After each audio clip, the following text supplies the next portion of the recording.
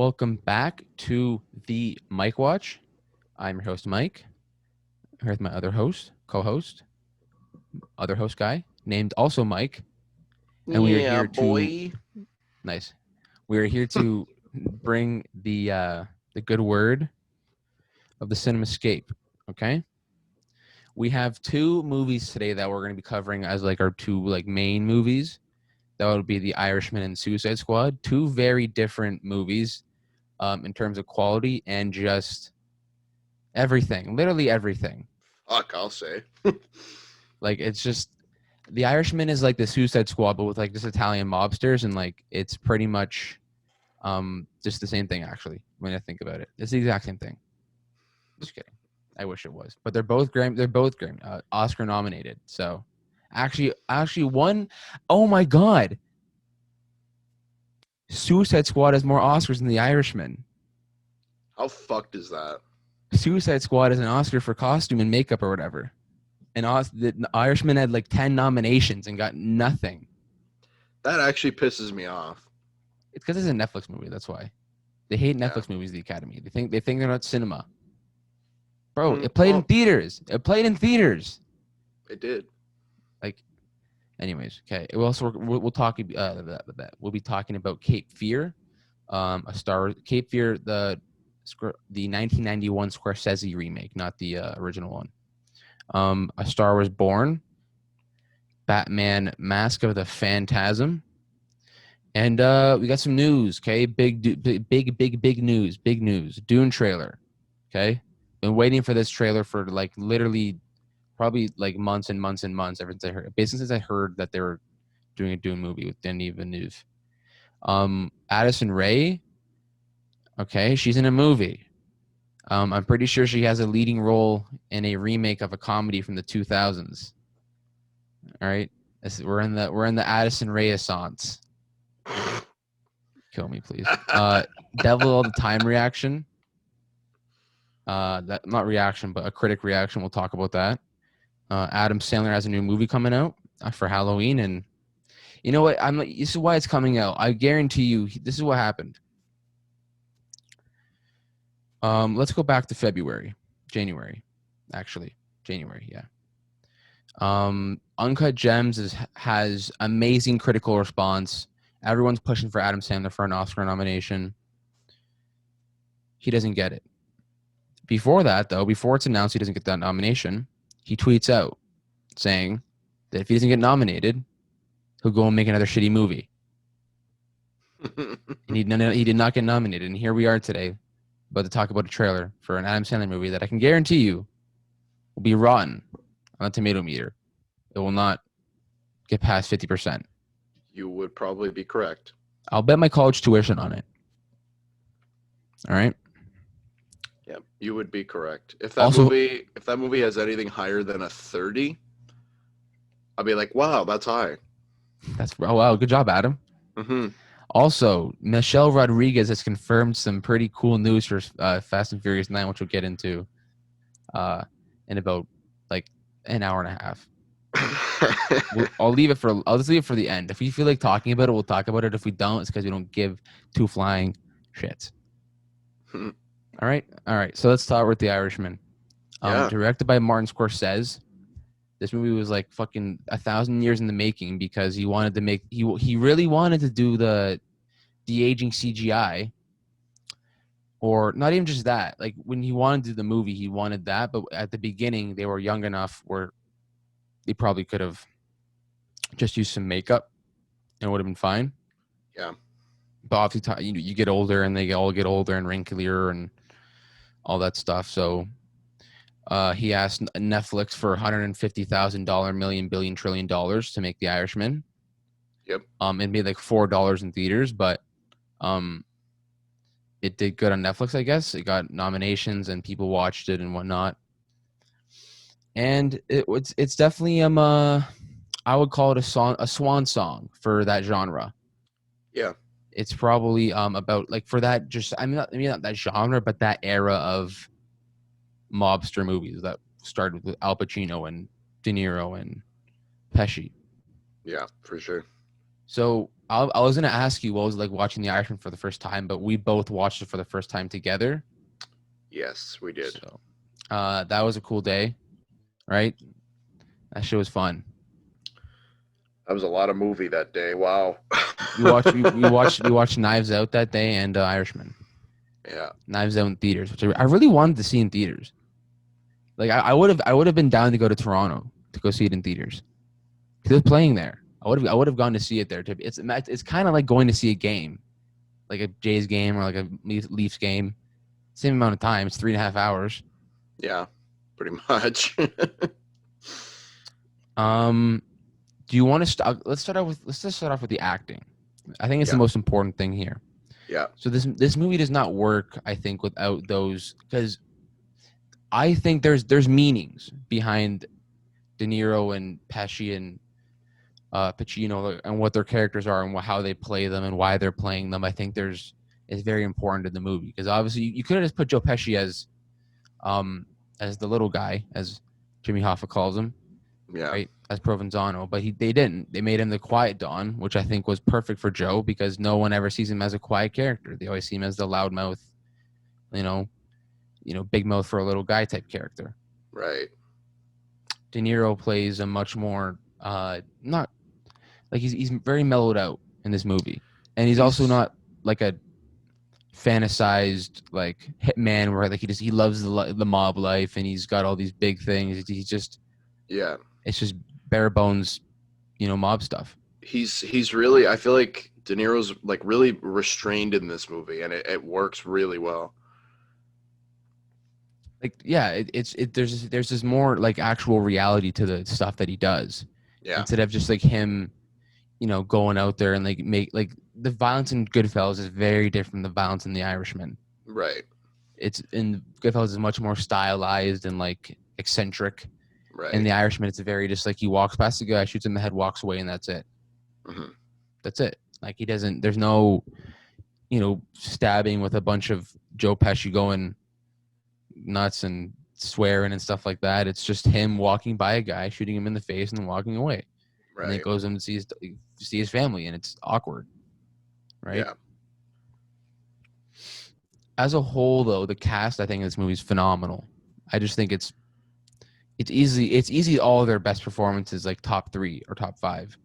Yeah. It's definitely it's honestly it's perfectly cast, not just from like the main three characters, but all the way down. Like Angelo Bruno, like Harvey Keitel is fucking great in this movie too. Yeah, And that's for sure. guys like Ray Romano, Stephen Graham, Stephen Graham is nuts in this movie, he's really good in this and movie. he's also British or he's Irish.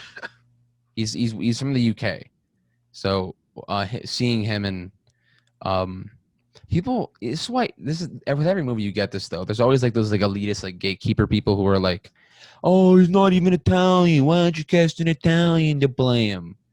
And I'm like, I thought he was Italian. I didn't know. I didn't know who this guy was. I thought he was Italian. He's just that Yeah, good in the movie. he sold it pretty well, I think. He played a better Italian guy than Ray Romano did,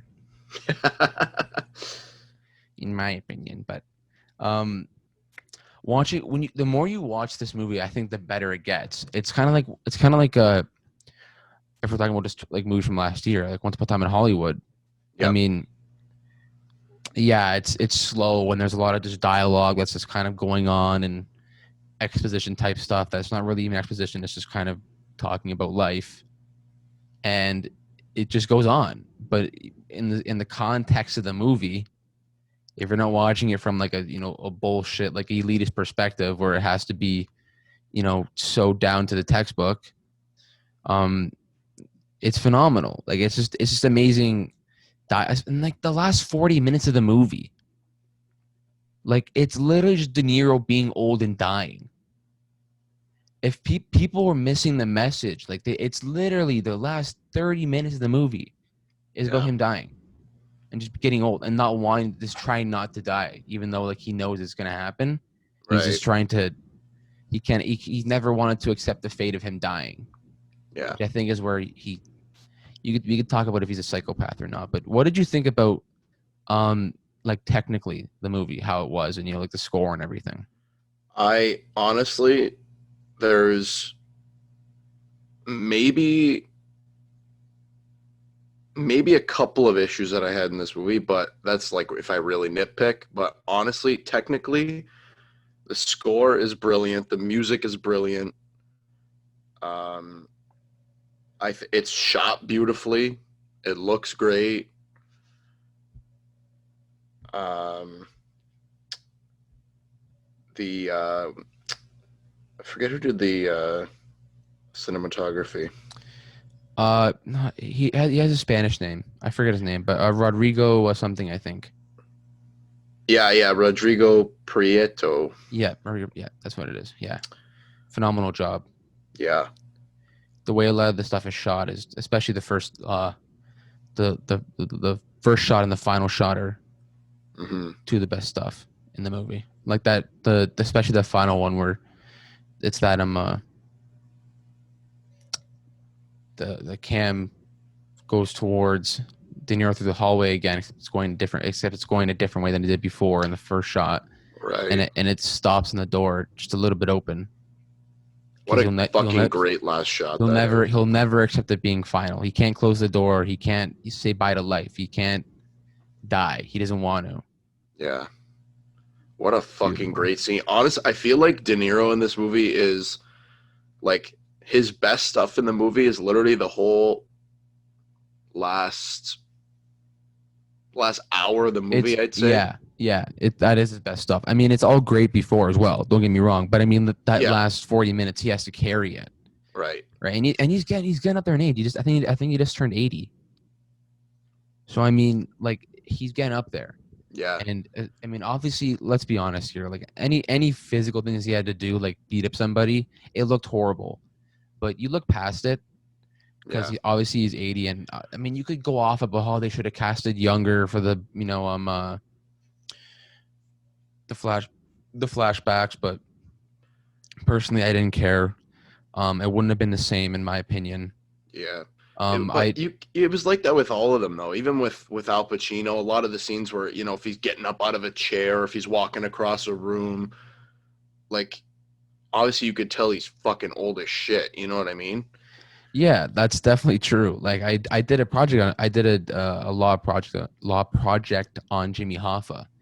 And is this movie accurate to how Jimmy's age was and stuff like that? No, Jimmy was like in his 40s and 30s when all this stuff was going on. Yeah. He looked like he's maybe probably in his 50s or 60s, which is fine. I mean, it's fine to me. Like it really doesn't matter his age. Yeah. It really doesn't matter what he look like. It does not really matter. It's not the point of the story. Right. It It's not it it's not is an almost as integral. accurate as possible though. Yeah. The only people who were mad about the accuracy was just the fact that they're implying that the mob did it. Right.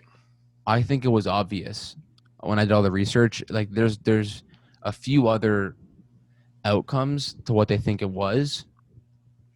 They think he went to Brazil with a go-go dancer.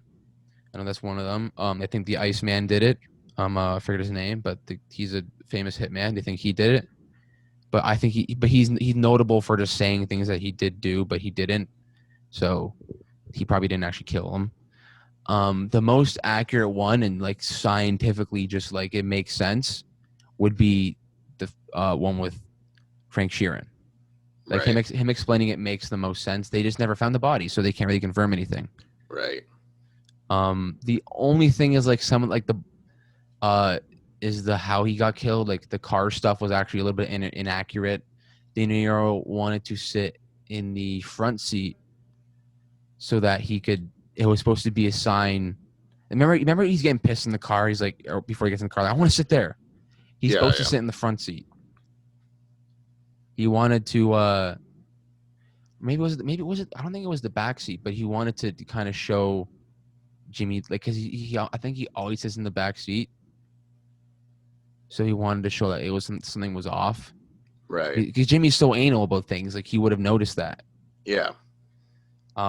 There's like really, really small and inaccuracy, like super small ones that literally don't mean a thing. Right. But for the most part, it's fucking accurate. And when you can do that and also make a good movie, I mean, you've won, in my opinion. Yeah, for sure. Also, too, like this movie fits.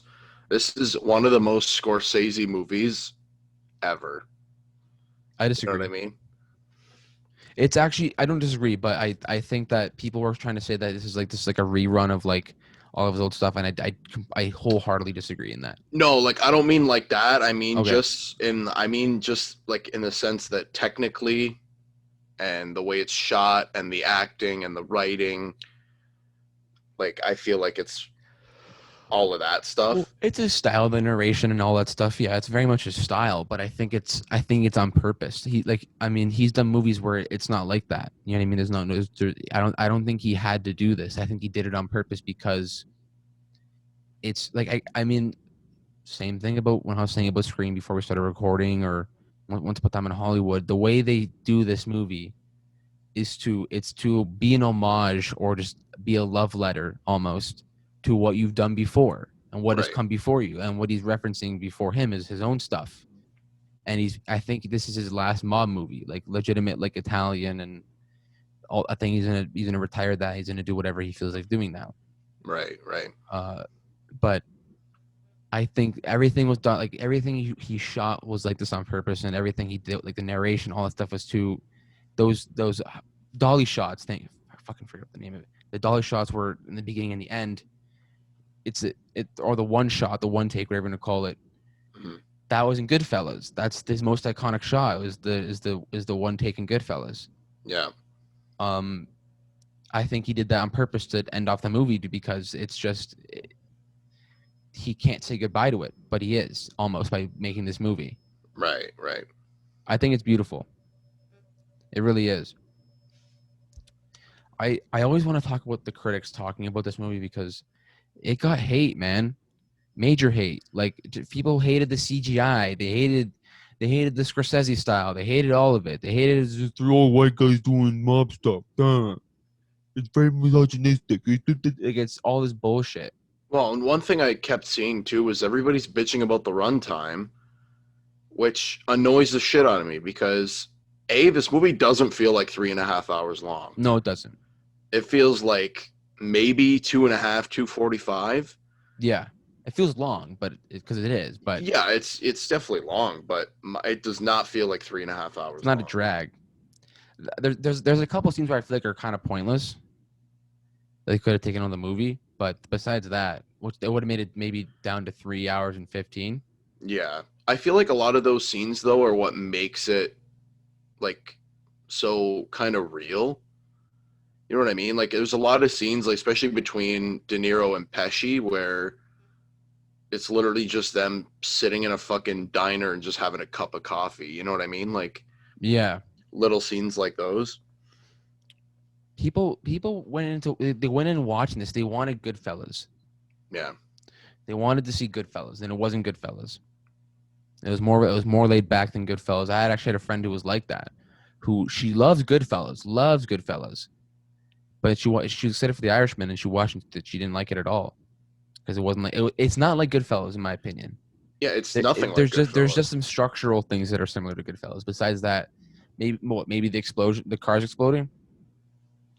Yeah. Um, But even then, if you went like into this movie thinking it was going to be Goodfellas, you're going to be disappointed because it's not Goodfellas. it's all I was talking about this yesterday with my friend. It's all about perspective when you watch movies. If you watch from a certain perspective, you're going to come out thinking you're not going to be as critical, Right. like be able to be as critical because you're going to be biased. Yeah. You're gonna have an expectation for a movie, and it's not going to meet it. You know it's not going to meet it, but you still expect it to happen because that's just what you like, and it is what it is. I can't tell you what to do, but Right. when you watch, I'll keep bringing this movie up. Once Upon a Time in Hollywood, and you go in expecting like some sort of conventional movie, Right. even though you know it's Quentin Tarantino and it's not going to be conventional. Yeah.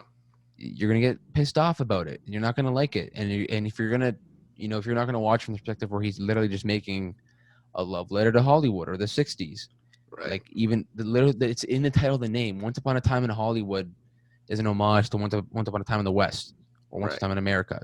Sergio Right. Leone. There's a lot of Sergio Leone references in that movie. It's very obvious to what he's doing, in my opinion. Same with The Irishman. It's very obvious to what he's trying to do with the style in the movie. Right. And if you don't get it, you're just not going to get it. And just don't shit on it, though, because I don't think it's fair. But I can't tell you anybody what to do because it's film is it's subjective. But I do think some things should be objective. But Right. yeah, Definitely. I feel like the more objective stuff about film, I think, is the more technical aspect, right? So it's like if it's edited really nicely, or yeah, um, you know, like hmm cinematography wise. yeah, But exactly. um, even acting wise, honestly, like especially in this movie, like obviously between De Niro, Pacino, and Pesci, those are three powerhouse performances in this movie. I should have won an Oscar for this performance, in my opinion. It should have. De Niro should have got nominated too for Oscar. He didn't. I thought that was so rude, and I know why they didn't because they decided he was playing the same character again. Yeah. I think Pacino got nominated. Let me see. I think Pesci and Pacino both got nominated for this movie. They both were up for Best Supporting Actor. Yeah. Yeah, exactly. I think De Niro should have got it too. Like I really think he should have. I don't know why. I thought the new I thought fuck what's the Pope movie? The Two Popes. Yep. I thought Two Popes is good. I thought he was great in the movie. I forget his name now. I thought he was great, but I don't think he deserved the Jonathan nomination. Pryce. Yes, Jonathan Pryce. Yeah, he's in Game of Thrones, right? Yes. Yeah. I thought he was great, but I don't think he deserved an Oscar nomination for it. I'm not mad at it, but I thought De Niro should have taken that one. Yeah. I was. Was that? Go ahead. Go ahead. I mean, I kind of warmed up to De Niro, or not De Niro, DiCaprio getting a nomination after a while. I was like, okay, I think now he kind of deserved it now that I think about it. But, yeah. What is your favorite scene from this movie? Because I got a lot. Yeah, it's there's definitely so many, but one, if I had to pick one, I think there's only one obvious one for me, to be honest. Now that I think about it. Man, fuck, it's so hard to pick one. I'll say mine. Yeah, what's yours? When they're in the jail and they're sitting together and they're breaking the bread and drinking a little bit of that fine grape juice. È buona, no? Buono, no? Mangia che cresce. Yeah, that's a great scene. I think it's a beautiful scene, and they're just eating bread, they're breaking bread, drinking some wine, and Pesci just says, "I chose us over them, or over him." Yeah, it was us or him, and then he says, "Fuck him" like 3 times. Fuck him, fuck him, fuck him, fuck him. I love. I would probably say the that one meeting where fucking Pacino's just flipping shit, and he's got all his guys in the room. Yeah. I'm sitting in a room full of fucking idiots, and he's like banging the desk and shit. You dumb motherfuckers. Yeah, that's a good scene. But did you notice how De Niro stutters when he starts talking about certain things like death and his own deeds? He stutters. Yeah, that was a great touch. And this is what I was saying. The Academy does not pick this shit up because they just go, "Oh, he's playing Jimmy Conway in Goodfellas again." Like, no, he's not. He's not. They're totally different characters.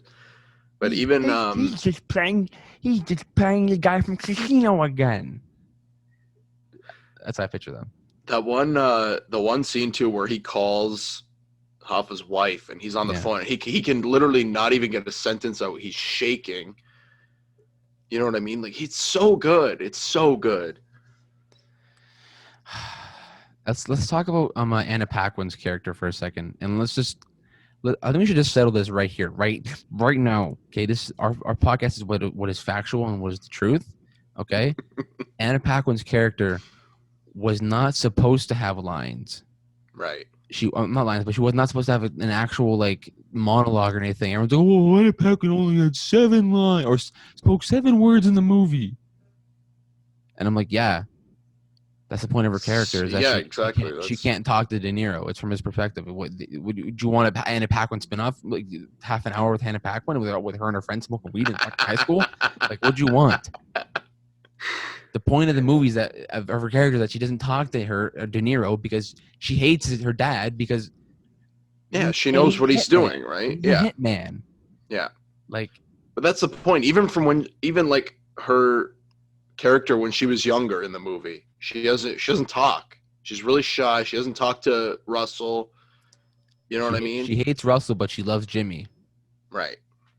You But know what I even then, mean? she doesn't really talk a whole lot. You know what I mean? So it's like it's a fucking character thing. It's got nothing to do with the filmmaker saying, "Oh, fuck Anna Paquin." No, that's not the case at all. De Niro, Martin Scorsese is misogynistic and sexist because you did not give Anna Paquin a monologue or a scene in the high school with her friends. That's the Like fucking dumbest thing I ever heard. it's literally just like why? Why are you even mentioning it, man? Because everybody fucking likes to find something to complain about. For real. It's annoying. This movie was like proof of that. I was like, I know it's gonna come out, it's gonna be divisive as shit because people are gonna not be able to handle this type of movie again. Wolf of Wall Street had the same stuff. Wolf of Wall Street went through the same pain from people. I Yeah. mean, it's obviously very beloved, but it definitely had a lot of like haters because the way it was, Right. you know, and how I mean, this is also. I mean, even Wolf of Wall Street. Wolf of Wall Street's more like good. Is exactly like Goodfellas, and it's not like and people, you know, like if you want to compare like movies from Martin Scorsese and say what's similar, Goodfellas and Wolf of Wall Street, in my opinion, those are the two that are would be close and I guess symbiotic in terms of structure. Yeah.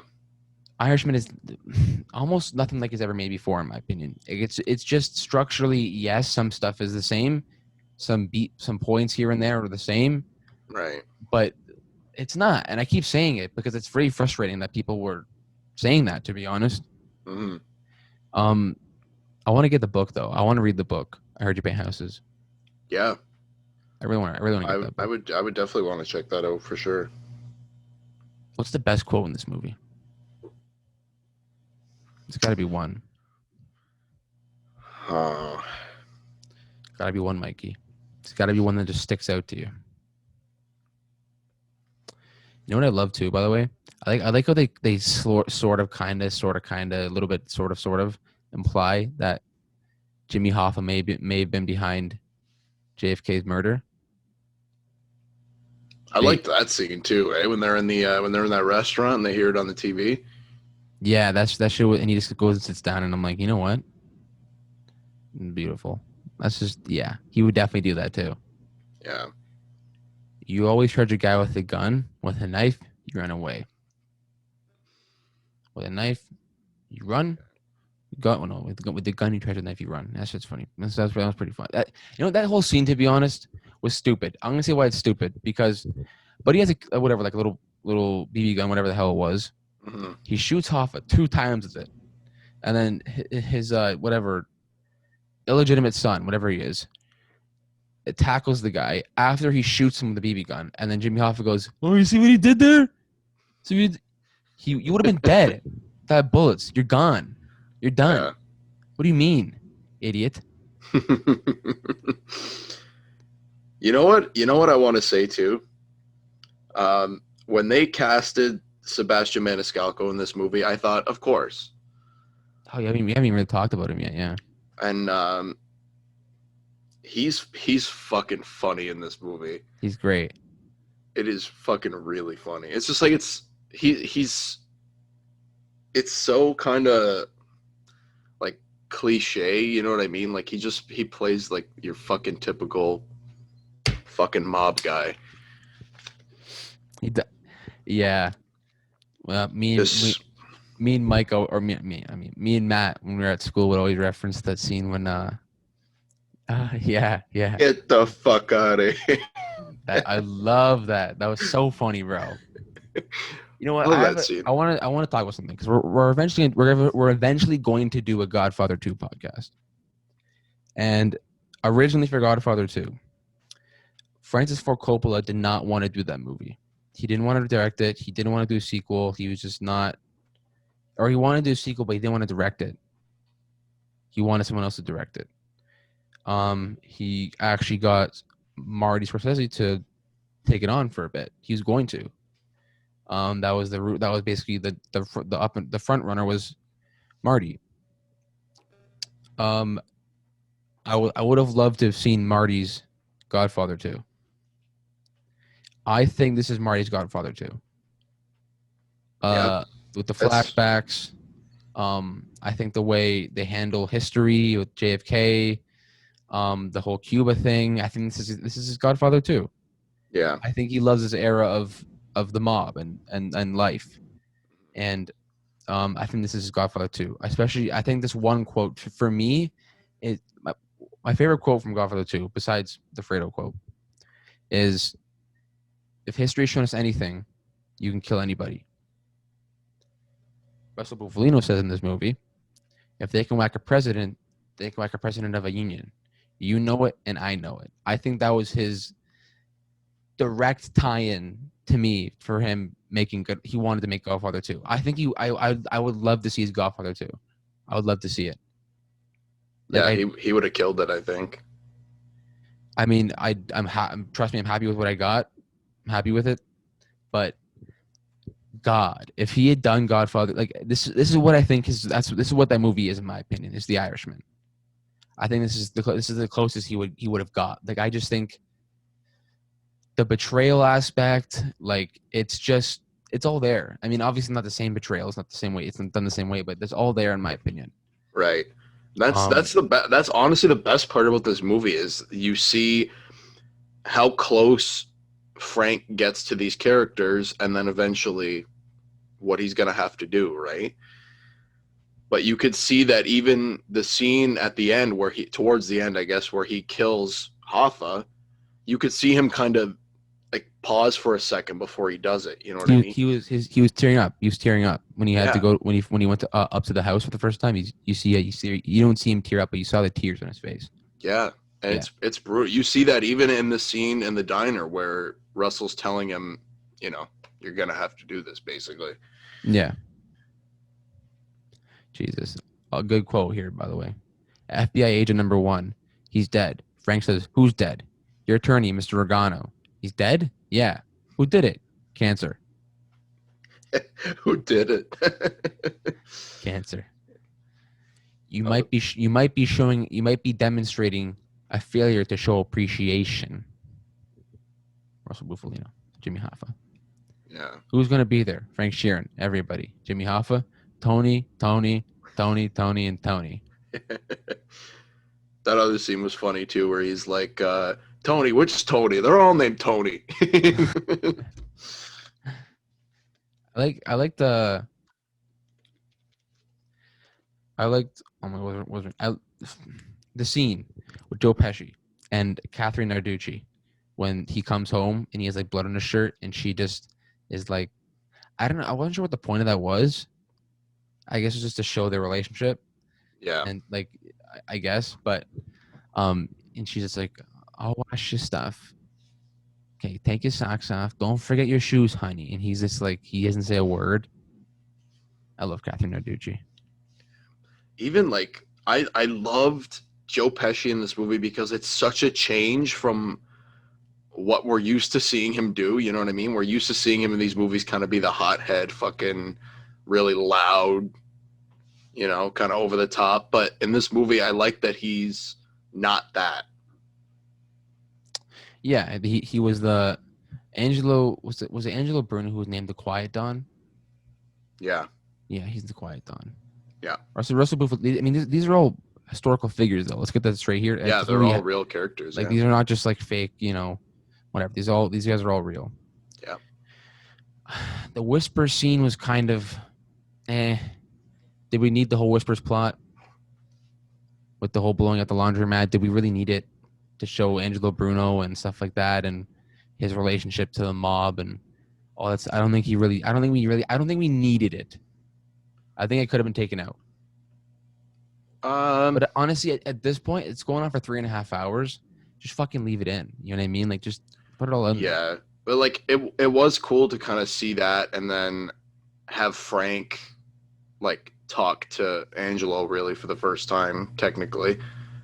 And then basically have him ask like, "What the fuck are you doing?" basically, and then he tells him like, "Oh, that was my fucking laundromat or whatever." that was I was so fascinated by the whole JFK and Robert Kennedy thing though with him with Jimmy Hoffa. Like I was when I was researching that stuff, that shit was so cool to me. Like not cool, but like so interesting. Just how that planned out. Yeah. Like JFK dies, Robert Kennedy kind of fizzles out of the picture, and then but they still get him anyways. Hmm. And I was just I don't know. I don't know. It just interested me a lot because JFK was essentially put. It's true. The mob put him in office. Like that was a very big help to him. And Yeah. even I mean even Hoffa with Nixon. Hoffa and Nixon were, you know, they had a good financial relationship. I Yeah. guess forward favoring Nixon. Yeah. Right. Nixon was the one who granted him the plea. Right. And the presidential pardon. But when JFK was in office, uh, it was different. It was different. Like it was just it wasn't the mob put him there, but he was going after the mob, and it's like, what's this guy doing? You know what I Right. mean? And then he ends up getting shot, and you're like, I don't know, man. Uh, what else do we got for this movie? What else do we got? I talked about the Godfather 2 thing, cinematography. I didn't really talk about that, but I thought it was great. The score is amazing as well. I think the editing is great. I think it was Thelma Schumacher who did it. Yep. Um, she's been a long time a Scorsese editor, but my favorite shot in this movie is 100%. There's a couple, but the one that I love the most is when that gun at that Italian parade is coming out and all the hands are going towards it. I thought Oh yeah. that was a really sick looking shot. Um, anything in the nursing home in those two shots are phenomenal. I think did you have any issues with the CGI? The blue eyes are a little bit distracting. Hmm. The eyes are literally just like gorgeous blue eyes that just are not there Yeah. before. Slightly with that, but besides that, I mean, no, I mean, just because I know how old he actually is in real life, Mhm. and I'm just trying to picture him not looking like that, and also because they're fat, we never saw them fat and young. Seeing them fat and younger looks weird. Like Right. Pacino was literally always skinny until like mid 2000s. He just got fat. Yeah. Yeah. Like he Just within like the last. in Heat, he's like even De Niro. De Niro in the '90s was like ripped. Yeah. He's so jacked in Cape Fear, we're trying to talk about in probably half an hour. But in Cape Fear, he's jacked. Like he's literally ripped, and then he just loses it, and then he just becomes fat. Right. Right. So I mean, maybe that's just it for me. Like they're just bigger, and you Because know there was parts for me where you almost can't really tell. You're like, is this them now or did they like? that. Yeah. They weren't always de-aged. By the way, Mhm. Yeah. they weren't de-aged at the end. Maybe Pacino was a little bit, but De Niro's pretty much the same at the end. Yeah. Like they're all practically the same. Maybe I think Pacino was de-aged at the end, but De Niro wasn't really de-aged. Maybe just a little bit.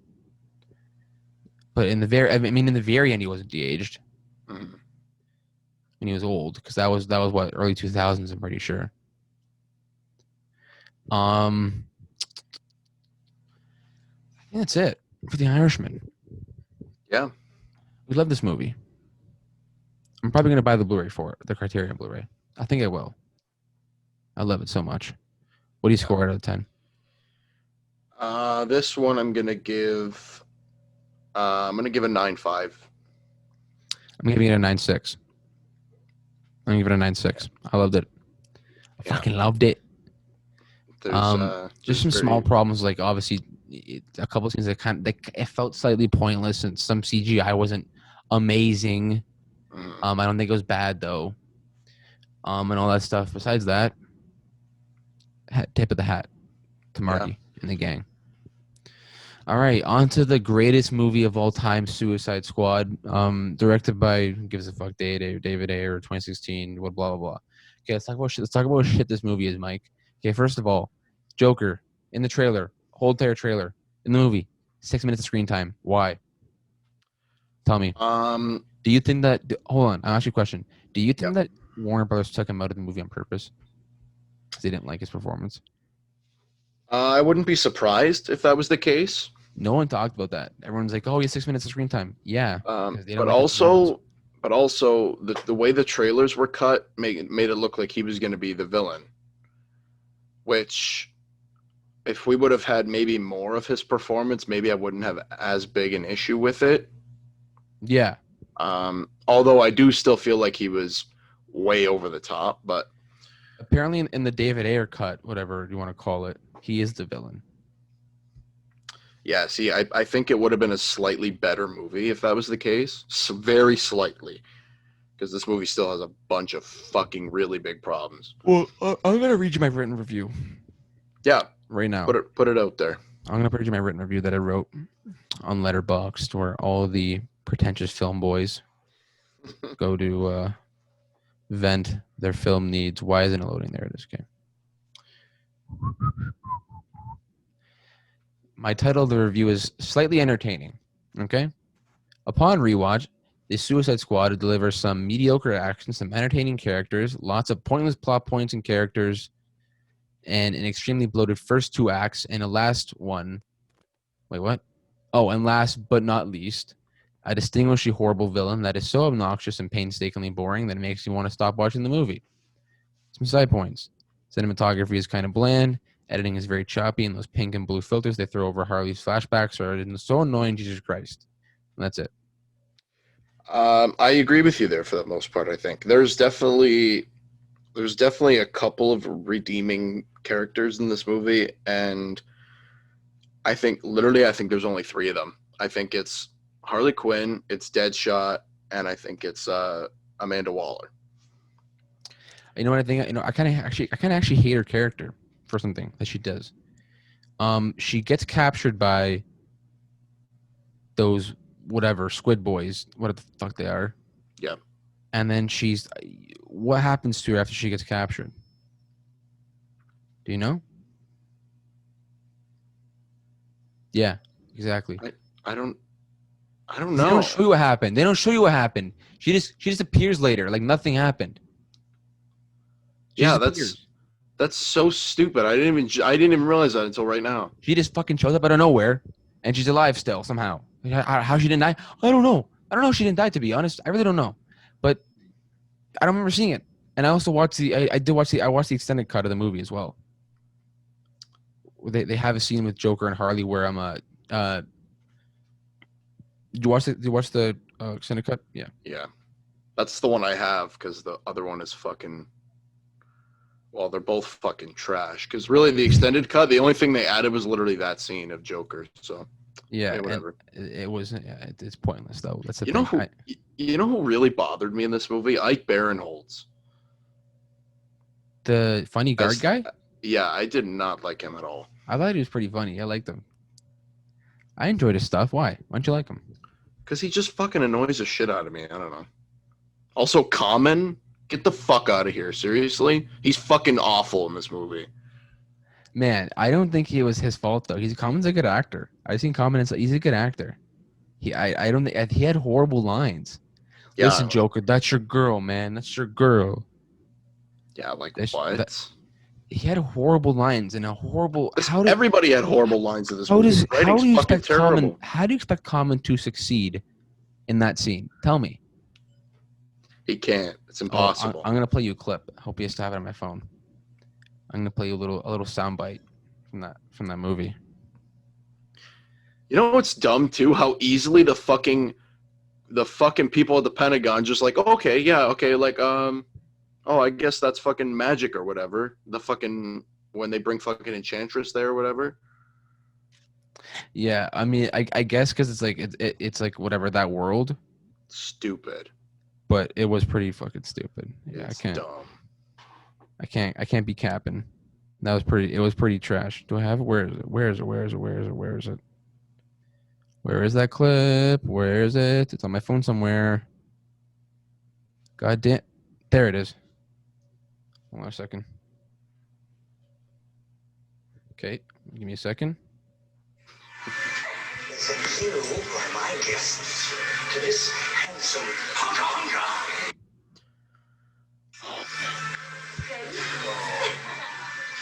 Since You are my guests to this handsome hunka hunka. Can you believe that actually happened in that movie? That's an actual thing that comes out of his mouth.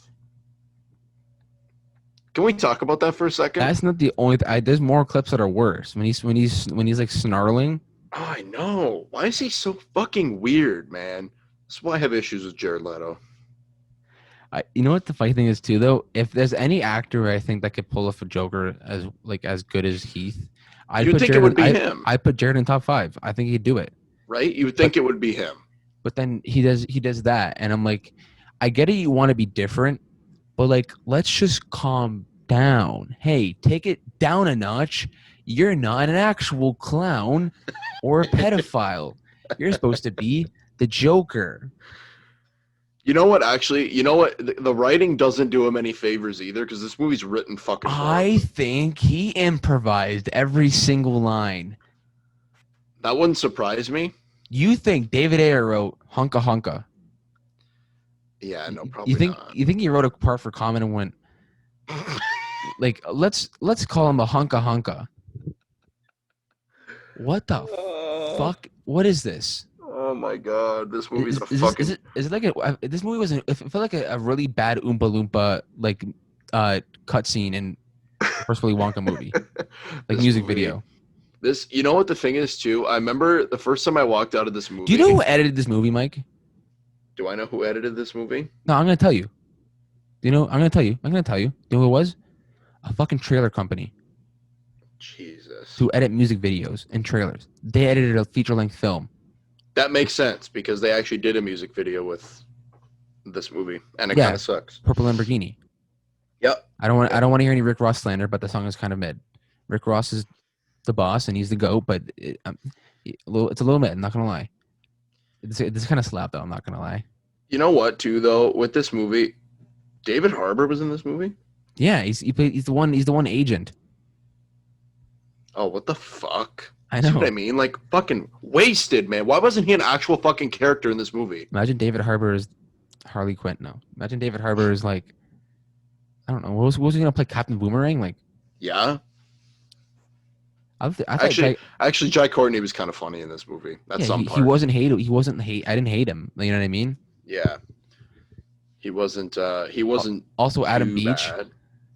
Yeah, he's another one. What the fuck? He dies in the first fucking two. He says fucking 2 words, and then he gets fucking head blown off. Okay. Yeah, I know. He also would have been a dope character to see, to be honest. I know his thing is ropes, but like I don't know. I kind of want to see him like do some real shit. Yeah, it's kind of a shit character, but it is kind of. Also, speaking of shit characters, you know who looks like fucking trash in this movie? Fucking Killer Croc. And you're gonna say no, he does not. Yeah, it's fucking terrible. That's phenomenal makeup. Yeah, it's like makeup wise, it's fine, but I mean like. No, it's exceptional makeup actually. No, but why is he human size? Fucking make it like in the comics where he actually looks fucking good and scary and shit. That's what I want for King Shark, baby. When they do King Shark, and in the going to be better remake of this movie. Thank fuck, we're due for that. I want to see the David Ayer cut. I don't care how bad it's gonna be. I don't want it to see. I want it to be burned in hell, to be honest. But Killer Croc, King Shark, they should be big size. I agree. But I thought they did a decent job with him. They just made him a token black guy, which is kind of annoying. They're just like, he likes BT. He also wears shiny tracksuit. Like, it's just like, what? What is this? What is this, like a den? What is this? What is this? The early 2000s? Yeah. Where's this guy stuck in? Is he stuck in the early 2000s? I think he is. It's so annoying, man. Like, bro, it's pretty deep, man. They're suppressing him by keeping him. They're trying to segregate him from everybody else, man. So they keep him in the sewer. It's deep, bro. It's layered. It's social commentary. Fucking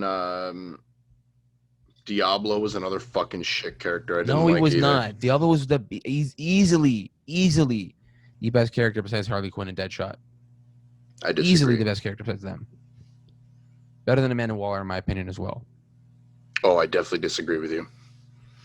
I don't give a fuck, to be honest, because Amanda Waller's character was, I liked all of her stuff until one point. Her character makes some shit decisions, but Viola Davis, I think, plays her pretty well. Yeah, but she does everything really well, so I'm not gonna like. I don't care.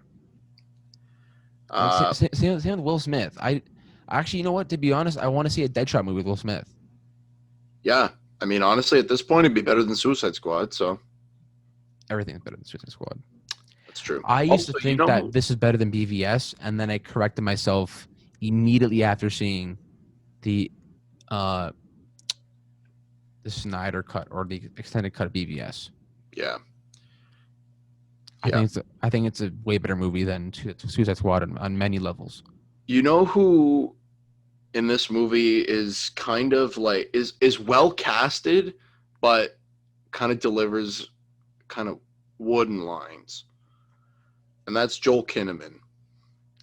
Because I feel like when they casted him as Rick Flag, I'm like, okay, he looks the part, like no complaints there, but he's got some kind of shit fucking.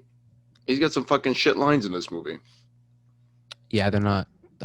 It's not. I don't want to say it's his fault because his No, character arc is revolved around the worst character in the movie. yeah, Also, I haven't seen Cara Delevingne in anything since this movie. I'm not sure if she stopped acting because of this movie. I'm not sure if she did anything. I haven't seen Cara Delevingne do anything. That's this movie, or let me check. since this movie. Oh, she did that fucking Valerian in the fucking City of a Thousand Who Gives a Fucks. Right, she did that with what's his face Was it Dane DeHaan? Dane DeHaan. I always forget his name. He's a good actor, that fucking guy. He is a good actor. He does shit movies. She was in that Carnival Row, that TV series last year with Orlando Bloom. I guess I'm wrong then. I guess she does act still. I'm surprised. I thought she would retire after Suicide Squad because it was so Yeah, garbage. but she like barely acts though. Fair enough. But This movie's so garbage, man. It's so garbage. The editing is horrible. The editing is so horrible, man. It's so bad. The first act is horrible. The first act it's so bloated. Like it's just like, here's a character, here's another character, here's a character, here's another character, here's a character, here's another character. that's another issue I have with this movie. I'm spinning my head like, I gotta, God. I gotta talk about this because the first time I saw this movie, I liked this aspect of it, and then the more I watched it, I was like, this actually kind of sucks, and it takes you out of the movie. Why, with every fucking character, did they have to play a really fucking good popular song? Hot Topic. Why? Hot Topic. It's brutal. Hot Topic demographic. They had Brendan Urie do a cover of Bohemian Rhapsody for this movie. If that doesn't scream 14-year-old girls, I don't know what does. Brendan Urie and Harley Quinn. Like that is the most 14-year-old girl like clickbait thing ever. Good God. They love Brendan Urie. Like they just cream over Brendan Urie. Like it's disgusting. It's absolutely disgusting. Like it's why Brendan Urie does a cover of Bohemian Rhapsody, which is actually pretty decent. I don't know why, but they make him do it, and I don't know. Creedence Clearwater Revival, I guess. Fortunate Son, I guess, is in this movie. That's another one. Like I like that song, but like just play for every helicopters just has to have the song next to it, I guess. Yeah, it's fucking annoying. Also, I'm surprised this hasn't come up yet, but our boy is in this movie for 30 seconds. Yeah, baby. And those are the best scenes in this movie. Bro, when he punches Harley Quinn in the face, I literally went just complete silence and just like straight face, cold face, this stone cold. just watching him soccer in the face was just hilarious to me. See, if that was, how would you have felt if that was the Batman movie? If it was that Joker, that Harley Quinn, and that Batman with Ben Affleck? Because originally I think that was the idea. No. Like that's what it was going to be like fucking 10 years ago. Deathstroke. It was supposed to be Deathstroke. Yeah, it was gonna be Joe Manganiello. He didn't want to do a Joker movie yet. He wanted to do Deathstroke. Well, I mean, eventually they would have went Joker, but of course, I think Joker should be part of the. He should be part of the. He should either be second or third movie. Yeah. I want to see. Speaking of Batman, though, I've heard they've planned to do a Joker. Like we're going to see a Joker in the next 5 years. Like we're going to see another Joker with the Pattinson one. And I like them doing. I like them being like, hey, let's just do Bane maybe for the second movie, which is what I heard their plan is to do Bane for the second movie with Pattinson. That's so frustrating though, because like I want to see fucking. He's got such a fucking massive rogues gallery, and I fucking hate seeing the same ones over and over again. Who are they gonna do besides like? Okay, so they have Catwoman and Penguin in this and Riddler in this movie. Right? Who else do they do? What, Poison Ivy? Hush. They might be doing Hush already in this movie actually. I'd like to see that. Mad Hatter would be kind of cool. No, I don't see Mad Hatter. Mr. Freeze. Ah, yes, it's eyes to meet you. Only if it's Everybody- Schwarzenegger, though. Everybody, let's chill out. Due to my illness, I've been isolated. What else? What a You know what? fucking, Cut the what a great- dinosaurs. The Ice Age. What a great fucking movie. Let's just Excellent, chill out. excellent performance. Jesus Christ. I want to see the Joker again though. Listen, in my opinion, the more Batman and Joker takes that we see is better in my opinion. For me, as a human being with a who wants to keep their sanity and just their psyche in check, I like seeing a Batman every few years. I like seeing Joker every few years. A new one. Yeah, I mean, I'd honestly I'd be excited to see a different take because What if it was Willem Dafoe? Jesus Christ, I'd probably fucking have to change my shorts. Yes, you would.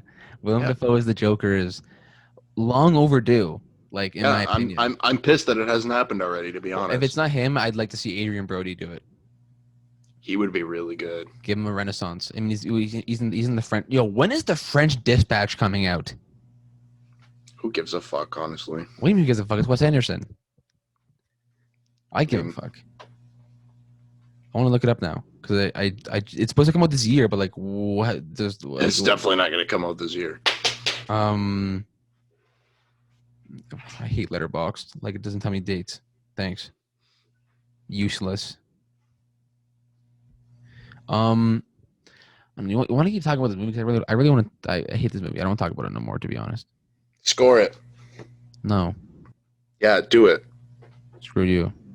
Do it. Do it now. Do it. Do it. I'll give it a solid 4 out of 10. Yeah. I would say that. I would say maybe like 4 out of 10. yeah, I'd probably say 4 too.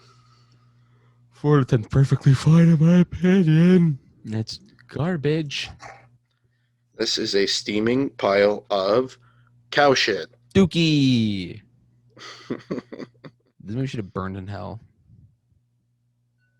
It sounded cool though when it was going to come out, and then the fucking trailers, because How did we end up getting this movie? It's like they made BVS and they're like, let's do BVS worse. Let's do character development but worse. let's do BVS but worse. Like I know they didn't shoot it after BVS, but let's just make BVS but worse. Let's just do reshoots but worse. Make it worse. Let's do even more character development that's pointless. It doesn't actually develop any characters. Let's make it worse. Let's have really bad editing and score and music and let's make it worse. That's what it sounded like to me, to be honest. So yeah, that's it for that fucking piece of shit. All right, what else we got? No, what else we got? Oh, the French Dispatch release date was supposed to be October 16th, 2020. Has it been moved? It's I think it's still on that date. Let's go. Yeah, it's still on that date right now. Yeah, let's go. Okay, good. I just actually realized something, but we have to talk about the release date change for Wonder Woman. Yeah, it's coming out Christmas Day now, I guess. And guess what's staying still so far? Dune's coming out December 18th. Yes. So, it's coming out a week before. I honestly, you know what I just say? Give it to me now. You know what I mean? Yeah. Give it to me now. Just give me a USB with it on it. Yeah, really. I'll pay fucking $30. I pay $50 for Dune. I'm so excited for this movie. They're That making. trailer fired me right the fuck up. I mean, people were so mad about the Pink Floyd song in the trailer, but like, Bro, fuck off. Like, anything to fucking complain about. Can't somebody just fucking, can you just fucking get a trailer or a fucking movie and just fucking enjoy it? if it's bad, I mean, it's bad, but it wasn't bad. Yeah, I know what you're saying, but like if like the recent De Niro trailers for his little paychecks that he's trying to get. Yeah, okay, well, his movies are fucking trash, so, I mean, I get that, but Okay, let's go to A Star Is Born. yeah, Let's go to A Star Is Born. So we're gonna talk about Star Is Born for like 5-10 minutes. Let's give it a little bit of a mini review. yeah, I watched this because it came back on Netflix this week. Yep, yep. So I watched it with my mother because she loves the star. She loves Bradley Cooper in this movie and in everything, but He's a fucking great actor. he kills this movie and also directs it phenomenally. Okay, goated stuff here for Bradley Yeah. Cooper. Excellent. Was he up for Yes, he was best director? best director and actor. Yeah, I thought so. Yeah, I mean it's great. I fucking love it. Its soundtrack, the music in it is mint. Yeah, it's Right? incredible. It's a little bit Bruce Springsteen-ish, but a little bit like more dirty and heavy. It's like heavier Bruce Springsteen. Yeah, that's why I take a look at that's why I look at the soundtrack of this movie. It's like heavier Bruce Springsteen. I love that Bradley Cooper actually sang and played guitar. Maybe it's time to let the old ways die. You know, Maybe it's time to let the old ways die. do a cover album. I should do a cover album of Stars Born. Only on SoundCloud though. Cooper and Gaga, are they gonna get married? Because I think they should. Their chemistry in this movie is ridiculous, bro. It is so good. They You have buy that shit. No, I think Gaga bought that. I think she would love a piece of that Cooper. But you seen his wife before? Have you seen his wife? Yeah. She's a fucking bombshell. Like she's a fucking rocket. Like just Mike, your mic, Mike, your mic. Mike, my mic. Yeah, it's better now. Okay. Remember at the Oscars that year, it was like holy tension. You know what I mean? Jesus, this got a fucking room. That was fucked, eh? Oh, Can you imagine? Imagine that fucking. He probably got fucking screamed at that fucking night, eh? There was 100%. They were sitting beside each other almost. They were like, yeah, there was some fucking hands you get fucking probably getting thrown that night. oh my god, it was like seeing Bradley. It was like Brad Pitt, and Jennifer Aniston. Bradley Pitt. Bradley Pitt, yes sir. This movie, I was spoiled for the ending when he offed himself. I was spoiled for it months before I saw the movie because I didn't see it when it came out. I saw it a little bit after. I was spoiled for it, and then I forgot about it when I watched it. So when it happened, I wasn't like technically spoiled for it. You know what I mean? I just forgot about it somehow. Yeah. One thing I picked up while watching it though was a beautiful thing was the lighting and color cues they used to color code the story, kind of like how Tenet does it with red and blue.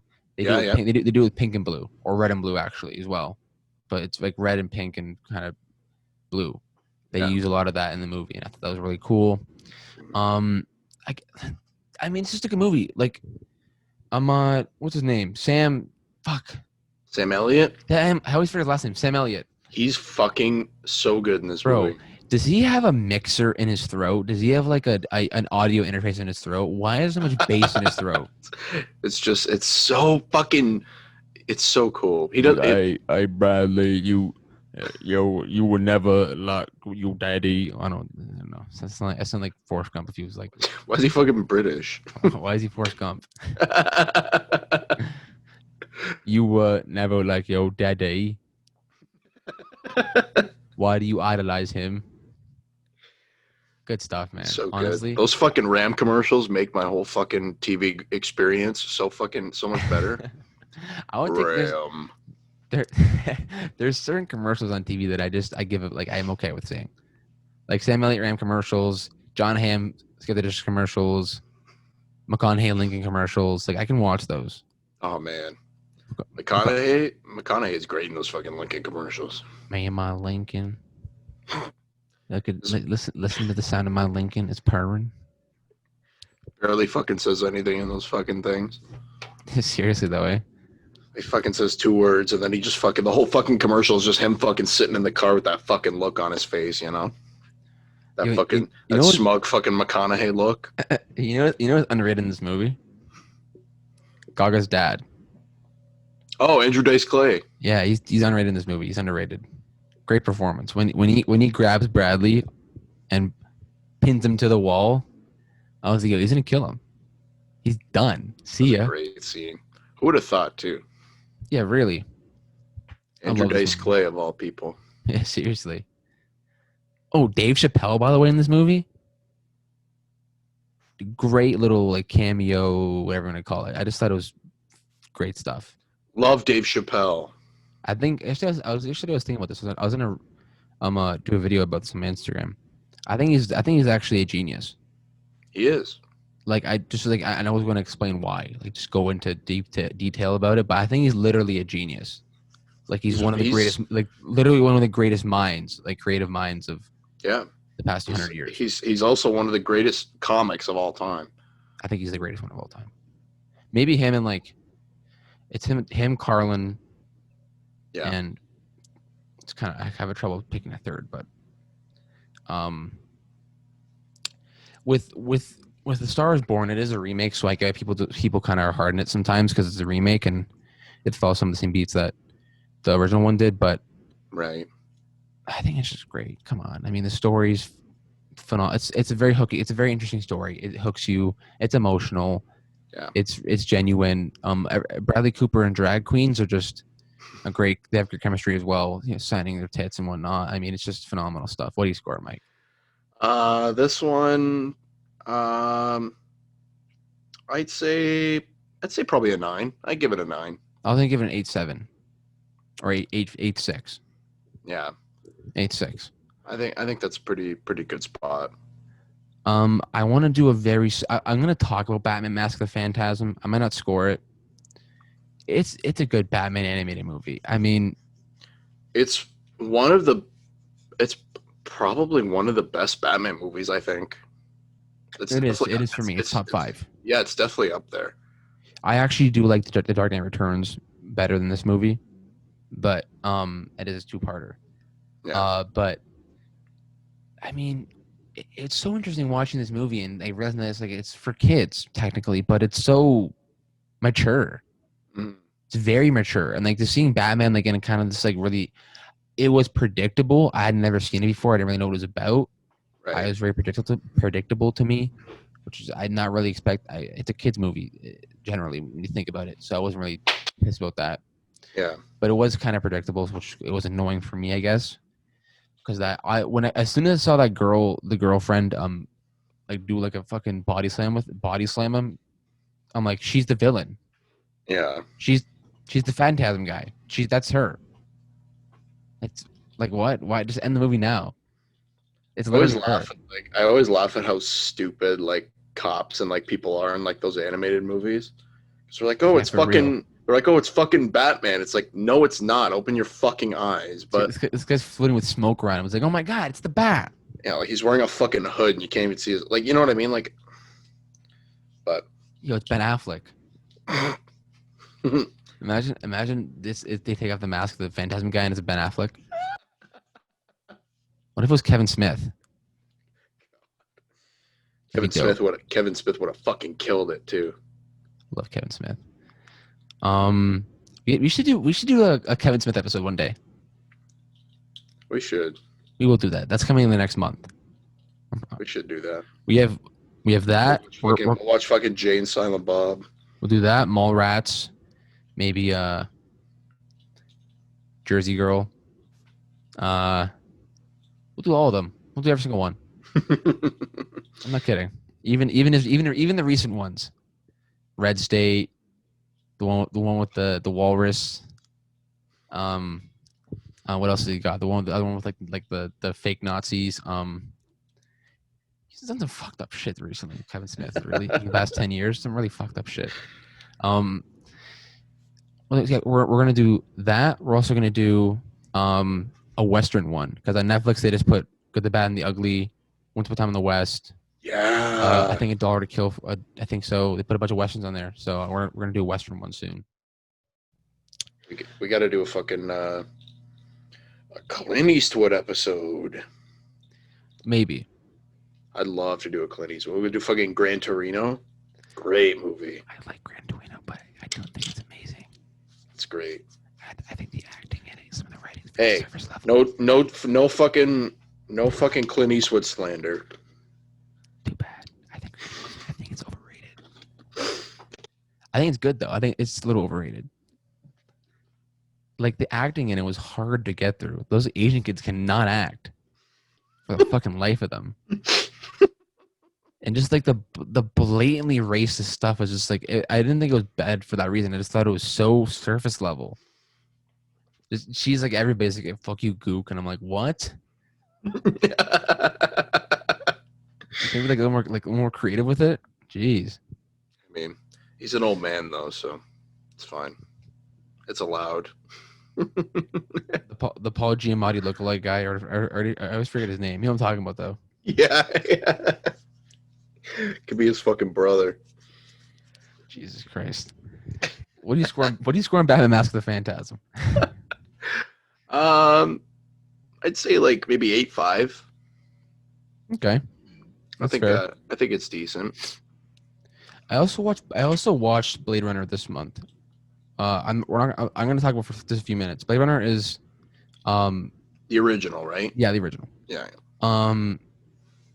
It's phenomenal. It was so good on the rewatch. I love it even more every time I watch it. Like it's just noir style story with the cinematography and the score. Oh my god, the score! The score is ridiculously good. Like just Vangelis goes off of that score. And the lighting in the movie is ridiculous too. But Harrison Ford is amazing. That's all I want to say about it. Well, I'm able to do an episode on it myself or whatever, but I love that movie. I also watched Cape Fear. Cape Fear is fucked. If you think he's fucked in Taxi Driver, if you think he's fucked in Bad Grandpa, he is Fucking bad movie. he is on a whole nother level in Cape Fear, bro. He could play the Joker after watching Cape Fear. Imagine that. He would have been good, probably. I like to see him as He's too fucking old now, but that's fine. too fucking old. I'm too fucking blind. Fucking Al Pacino. Great movie. Too fucking blind. we should do the movie. Scent of a Woman? Yeah. It's a great movie. It's on Netflix now. Yeah, he had a bunch of Netflix. He had a bunch of stuff there, like bunch of stuff, but then to Netflix. They took out Godfather and they Godfather 2 and they put it back. It was off for like a month and they just put it back. I was like, what? And they wonder why they're $40 billion in debt. Wonder why. Every time there's like a Netflix news piece, anything that we talk about, you're just like, hey, what are the $40 billion in debt? Yeah. Well, that's why. Many things, but Cape She's Fear. got to clean up the fucking garbage off Netflix. Okay, so and make I'm watching Cape Fear, right? And I'm like, wow, Kevin Bacon's really good in this movie. And then I'm like, wait a second, is that fucking Nick Nolte? Nick Nolte, when he actually had like his hair combed and like looks like he showered and like shaved himself in the '90s, looks a lot like Kevin Bacon. I'm used to seeing Nick Nolte just so fucking disheveled. You know what I mean? He looks like a fucking total psychopath. Yeah, well, that's what I'm saying. Like he just looked like he was clean, and I'm like, this is Kevin Bacon. It was Nick Nolte. It's great. I don't want to really get too much into the plot, but it's just a phenomenal performance. Like De Niro goes, it's nuts. I was gonna write a review for it, and I was gonna put in the first line. Is it Kubrick? Is it Is it Kubrick? Is it Fincher? Oh, I was gonna say another director. No, it's Marty, because it's like it's out of his lane. Like this is not his style. Yeah, it's horror. It's a thriller. Like it's ridiculous. And De Niro in this movie is ridiculous. It's like Taxi Driver, but better. it's like Taxi Driver, just way better in my opinion. You know what I mean? Like Scorsese as a whole directing this movie, and even the shots in it too, Yeah. like really good. Just like suburban, like using your setting as also a kind of uncomfortable feeling for the viewers. Like I think like suburban settings Yeah. are very good to make viewers feel oddly uncomfortable. Like it makes no sense almost. Right. You know what I mean? Just like a movie I watched called Greener Grass that came out last year, very indie movie that kind of went under the rugs in terms of critically appraisal and all that stuff, right? Yeah. It used the suburban setting as like a creepy factor, Mm. right? I think it's a great job. A great job what they do with the setting in the movie and just all the characters, and the third act is kind of iffy, but it's a phenomenal movie. Cape Fear, honestly, like, it's just a great story about what a man will do to protect his family. You know what I mean, and just kind of keep his ego and his dignity. Yeah. I'd probably give What it was? a 8.9 out of 10. That's a good spot. Yeah. All right. I, want, What you say? I wonder what De Niro. What was De Niro's like first like big movie? Mean Streets, technically. 73. It was, and then it was Godfather Part 2 the next year. Yeah, and then he did Taxi Driver, then he did Raging Bull. He did Taxi Driver. He did Deer Hunter, Deer Raging Hunter. Bull. Deer Hunter's in the middle of that too. Oh my god. Yeah. 1978. Jesus Christ. Then he did The Untouchables. He did Yeah. Goodfellas. He did Cape Fear, Backdraft, Bronx Tale, Casino, Heat. Jesus Christ. Copland, Jackie Brown. Jackie Brown. He's so good in Jackie Brown. Meet the Parents. Meet the Fockers. Eat my fucking middle finger. Fuck that movie. Analyze this and analyze that. Anyways, let's get to what I've been waiting to talk about. Okay. What's that, Mikey boy? Dune trailer. Oh yeah. And before we start, I'm not sure if you know about this, but I think I sent this to the group chat. We probably didn't look at it because you and Matt are really mean people. Okay. Dune was confirmed by Denis Villeneuve to be a 2-part movie. I did see that, yeah. It's going to be 2 parts. So he's like, I don't want to mess up the book and the story because I don't want to make it like a giant just mishmash. So I'm going to make it 2 long-ass movies. Thank you, Denis Villeneuve, for doing that.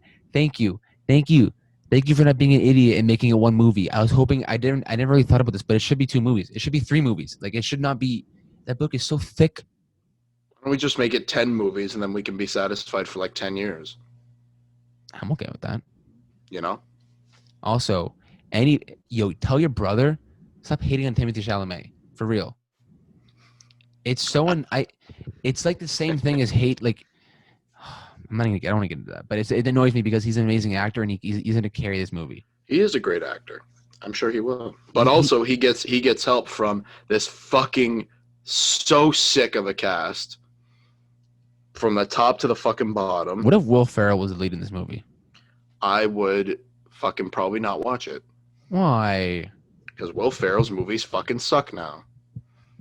He has like 2 good movies. And I'm not even sorry. He's funny and like some of his like older comedies are funny. Oh my god, breaking news. Jean Chrétien's wife died at 84. Anyways, if you're Canadian, you care. If you don't, then you don't care. If you're Canadian either, but still. Thank you, Apple News, for telling me this. R.I.P., I guess. R.I.P. Alien Chrétien.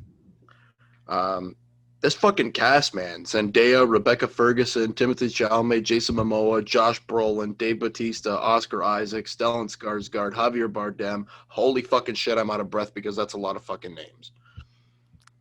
Goated already. Mike, when I'm telling you, I'm honest to God thinking that these 2 movies could be 2 of the best sci-fi movies ever.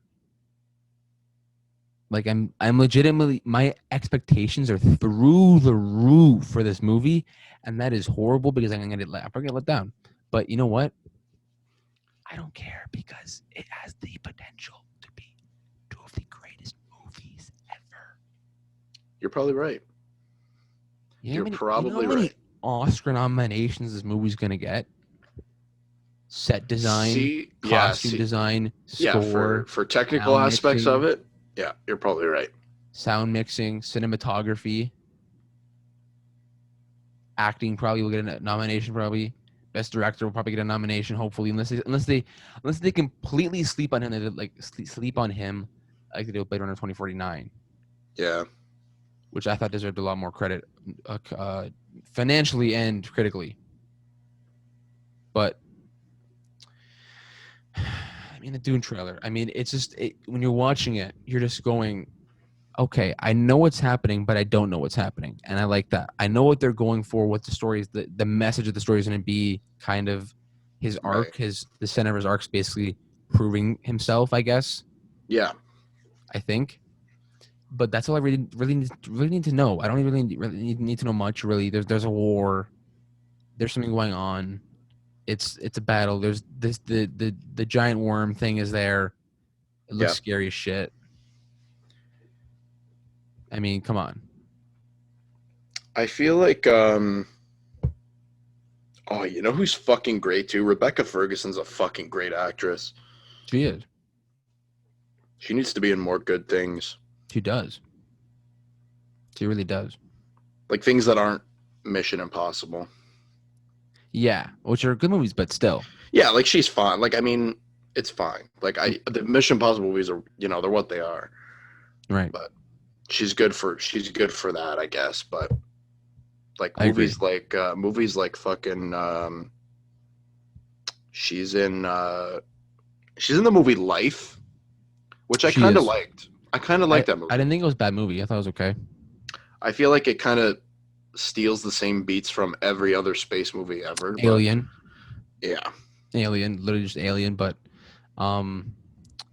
let's move on from Dune trailer. I want to talk about it more, but we didn't get a whole. That trailer was 3 minutes long, and I feel like I didn't get a whole lot from it. But that's what I wanted. I just wanted to see some cool shots. Yeah. And I'm extremely hyped for this movie. Which we definitely got. Exactly.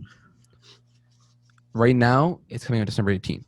Right now, we'll see what happens if it gets moved or pushed back or whatever. But we'll see. I hope it makes that. Fuck. Addison Rae is being cast in a She's All That remake, but it's going to be called He's All That because they're switching it around because Boy Meets World and Girls Meet World, I guess, was successful. Not really. Addison Rae, congratulations on your lead acting role that you will be hopefully great in and will win you an Oscar. Thank you so much, Addison. Please, Can you imagine? Addison. Can you imagine if that actually happened? Oh, me a bad bleep. Addison Rae. Never mind. All right. Devil All the Time critic reaction. It's got a 60-something% on Rotten Tomatoes. Which is fine. Apparently the only problem that it's like is really bloated, which is fine with me. I'm excited. I'm excited to watch it. Do you want to do next week? We'll do that. Yeah. We'll do that and that new Charlie Kaufman movie. What's it called? I think of anything's. Yep.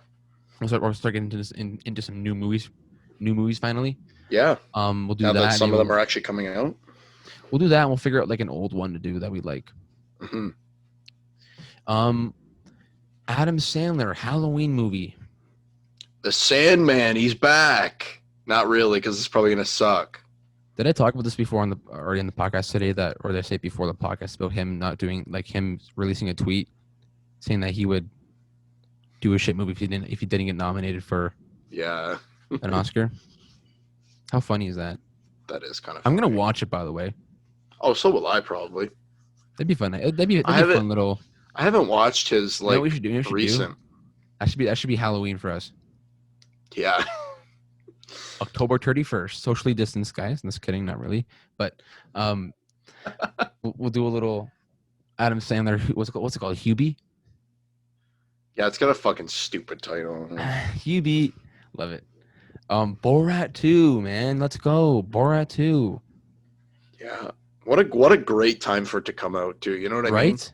What a great fucking the world needs a little bit of Borat, in my opinion. We need a little bit more Borat, a little bit more Sacha Baron Cohen, who was supposed to be in Bohemian Rhapsody but never got the role because I don't know. He wanted to be more. He wanted to be darker, I think. He said that I guess they said for that movie that the original plan was to have Freddy die halfway through the movie, so that's why he didn't want to do it. Oh yeah. Because he wasn't like the lead technically, like he was, but like in that movie he wouldn't have been. You know what I mean?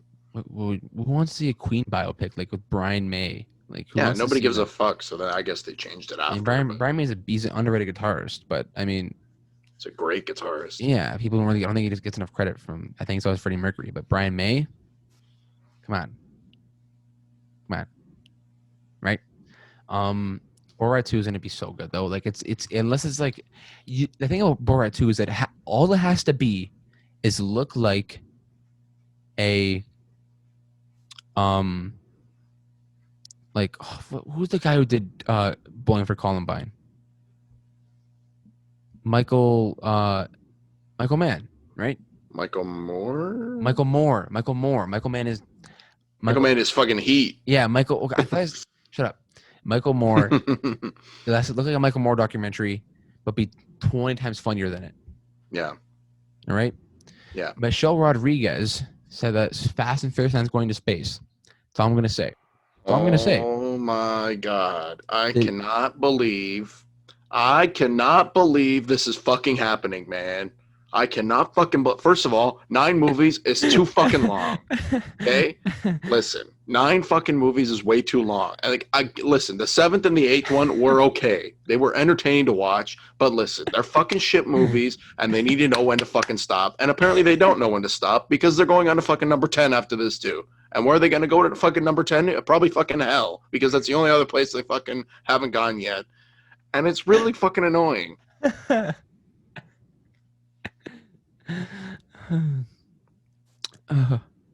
want to see a Fast, Furious, and Transformers collab still. Oh, don't worry. That'll be the 15th one that they do. When they fucking run out of ideas. Vin Diesel turns into like a fucking Mack truck. Yeah, they're already scraping the fucking bottom of the barrel on this one anyway. Let's go to fucking outer space. Hey guys, you're not fucking Elon Musk. Get back down to fucking Earth and drive fucking cars. Fast and Furious are fucking rocket ships, and they're gonna be fucking racing around the fucking Earth. So stupid. Jesus. Okay. Movies fucking suck. Wonder Woman 84 is been pushed back to December 25th. It's been pushed back like a month. Who cares? I don't really care. Okay, fucking Cookie Collision from Dairy Queen. All right, that's the Wonder Woman 84 promo they're doing. Is Cookie Collision from Dairy Queen.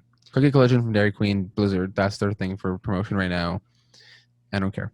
They can honestly push back Wonder Woman a fucking year from now. I'm not like dying to see it, but when it comes out, I'll see it. So yeah, well, I'm gonna see it. That's the thing. I'm gonna see it, but I'm not fucking jumping out of my fucking pants clamoring for this movie. You know what I mean? So when it comes out, it comes out. Wish she'd fucking jump out of that fucking bird suit. Oh my god. Jesus, Mike. Jesus. Okay. I'm done. Like, we done right now? We finished? Yeah. Before I get even more fucking pissed off about Fast and Furious 9. All right, guys. Thank you for watching. Thank you for listening. All right. This has been Mike and Mike. All right. Go follow Mike on Instagram, Michael Pascuz98. Go follow me, Michael with 2 L's, Calabrese on Instagram. And go follow the Mike Watch, at the Mike Watch, please. All right. We're trying to build this into a little bigger of a brand here. We might do merch. We might do some merch. All right. Maybe I kind of want to do hats, like baseball caps or beanies. Ooh, that'd be kind of cool. Yeah, like just like a simple one with like TMW and an X on it. But yep. Yeah. In the future, probably gonna doing or expect next week some new Netflix movies as the new Charlie Murphy movie and the new Antonia Campos movie. We'll do that one probably. Those 2 movies. We'll probably pick another one that we feel like doing. Maybe we'll do Borat. Maybe we'll do Borat with it. I'm down. I'm down for Borat. Yeah, and thank you for listening, guys. All right. Have a wonderful day.